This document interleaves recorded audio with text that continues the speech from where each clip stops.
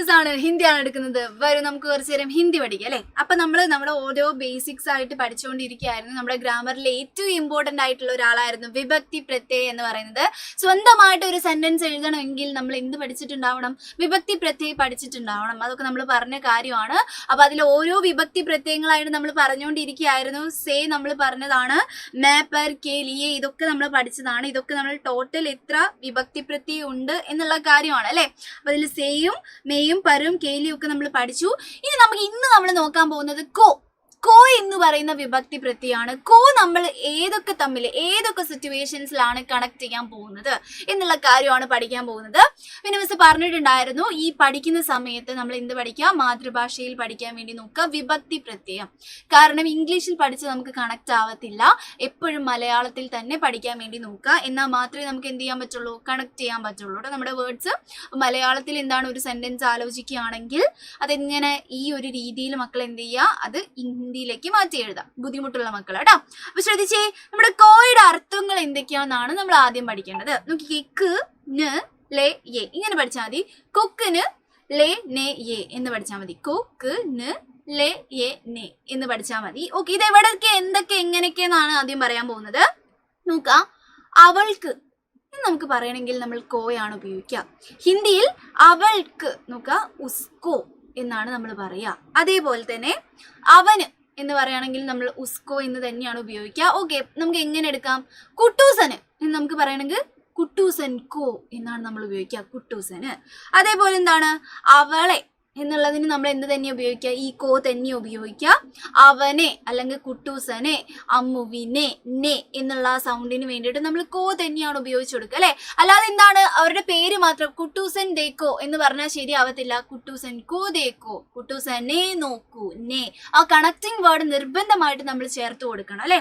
അപ്പോൾ ഈ ഒരു കാര്യം മക്കൾ എന്തായാലും പഠിച്ചു വെക്കുക. അതിന് പറ്റിയിട്ടുള്ള എക്സാമ്പിൾസ് പറയുമ്പോൾ കുറച്ചുകൂടി കൃത്യമാവും. നോക്കിക്കേ, കുട്ടൂസൻ കോ ദേക്കോ.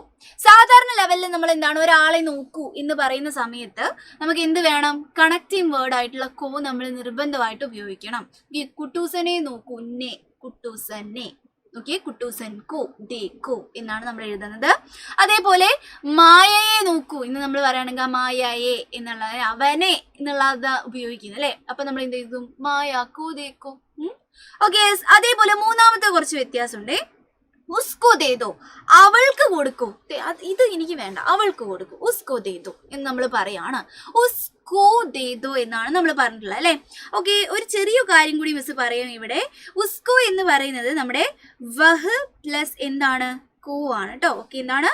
വഹ് പ്ലസ് കോ ആണ് എന്തെന്ന് പറയുന്നത്? ഉസ്കോ എന്ന് പറയുന്നത്. ഒന്ന് പഠിച്ചു വെക്കുന്നത് നല്ലതാണ് കേട്ടോ. ഉസ്കോ എന്ന് നമ്മൾ പറയാറ് കേട്ടോ. ഉസ്കോ വഹ് പ്ലസ് കോ ആണ്. വഹ് എന്ന് വെച്ചാൽ എന്താണ്? അതെ, ഷീ, ഹി എന്നൊക്കെയുള്ള അർത്ഥമാണ് അല്ലെ. ഷീ, ഹേ, എറ്റ് എന്നുള്ള അർത്ഥമൊക്കെയാണ് നമുക്ക് വഹിന് വരുന്നത്. അവൾക്ക് കൊടുക്കൂ, ഉസ്കോ ദേദോ എന്ന് പറയാൻ വേണ്ടിട്ട് കേട്ടോ. ഓക്കെ, വേറൊരു എക്സാമ്പിൾ ആണ്. നോക്കിക്കേ, ചോട്ടാ ഭീം കു ലഡ്ഡു പസന്ത് ഹേ. നമ്മൾ എപ്പോഴും പറയാറുണ്ട്, ഒന്ന് അവന് കൊടുക്കൂ, അവൾക്ക് കൊടുക്കൂ, അവർക്ക് കൊടുത്തോളൂ എന്നുള്ള പോലെ. അല്ലെങ്കിൽ എന്താണ്? അവളെ നോക്കൂ, അവനെ നോക്കൂ, ഉസ്കോ ദേക്കോ എന്നുള്ള പോലെ അല്ലെ. വേറൊരു രീതിയിൽ നമ്മൾ ഉപയോഗിക്കാറുള്ളത് ഇങ്ങനെയാണ്. ചോട്ടാ ഭീം കു ലഡ്ഡു പസന്ത് ഹേ. ചോട്ടാ ഭീമിന് അത് ഇഷ്ടമാണ്. അവന്, അവൾക്ക്, അല്ലെങ്കിൽ അമ്മയ്ക്ക്, അച്ഛന്, അതിന്, ആ ഒരു സംഭവം പറയാൻ വേണ്ടിയിട്ട് നമ്മൾ എന്താ? കോ ആണ് ഉപയോഗിക്കാറ്. സേ ഒന്നും പോയി എഴുതി വെക്കാൻ പാടില്ല. പലർക്കും സേ ഒക്കെ എഴുതി വെക്കാറുണ്ട്, തെറ്റാണ്. കോ ആണ് നമ്മൾ ഉപയോഗിക്കേണ്ടത്. നോക്കിക്കേ, ചോട്ടാ ഭീം കോ ലഡ്ഡു പസന്ത് ഹേ. ചോട്ടാ ഭീമിന് എന്ത് ഇഷ്ടമാണ്? ലഡ്ഡു പസന്ത് ഹേ. കോ ലഡ്ഡു പസന്ത് ഹേ, അവന് അത് ഇഷ്ടമാണ് എന്ന് പറയാൻ വേണ്ടിയിട്ട് നമ്മൾ അത് ഉപയോഗിക്കും അല്ലെ. അതേപോലെ നോക്കിക്കേ, ലാസ്റ്റത്തെ ബച്ചോങ്കു സ്കൂൾ ജാനാ ഹേ. കുട്ടികൾക്ക് സ്കൂളിൽ പോകണം. മക്കൾ നോക്കണത് ക് ന് ലേ യേ ഈ ഒരു സംഭവം എവിടൊക്കെ വരുമോ അവിടെയൊക്കെ നമ്മൾ കോയാണ് ഇട്ട് കൊടുക്കേണ്ടത് എന്നുള്ള കാര്യമാണ് കൃത്യമായിട്ട് ആലോചിക്കേണ്ടത് കേട്ടോ. നോക്കിക്കേ, എന്താണ്? ബച്ചോങ്കു കുട്ടികൾക്ക് സ്കൂൾ ജാനാ ഹേ, സ്കൂളിൽ പോകണം. കോ നമ്മൾ അവിടെ ഉപയോഗിച്ചു അല്ലെ. അപ്പൊ കോ ഉപയോഗിക്കുന്ന സിറ്റുവേഷൻസ് ഒക്കെ എന്ത് ചെയ്യാം മക്കൾ? നന്നായിട്ട് കൃത്യമായിട്ട് ശ്രദ്ധിക്കാം. അപ്പം എന്താണ്? ഒരു സെന്റൻസ് ആലോചിക്കുന്നു, അവൾക്ക് അതാണ് എന്ന് പറയുന്ന സമയത്ത് അവൾക്ക് ക്ക് വരുമ്പോൾ എന്താണ് ഓക്കെ എസ്കോ ആണ് എന്ന് പറഞ്ഞിട്ട് കണക്ട് ചെയ്ത് എഴുതാൻ ശ്രമിക്കണം.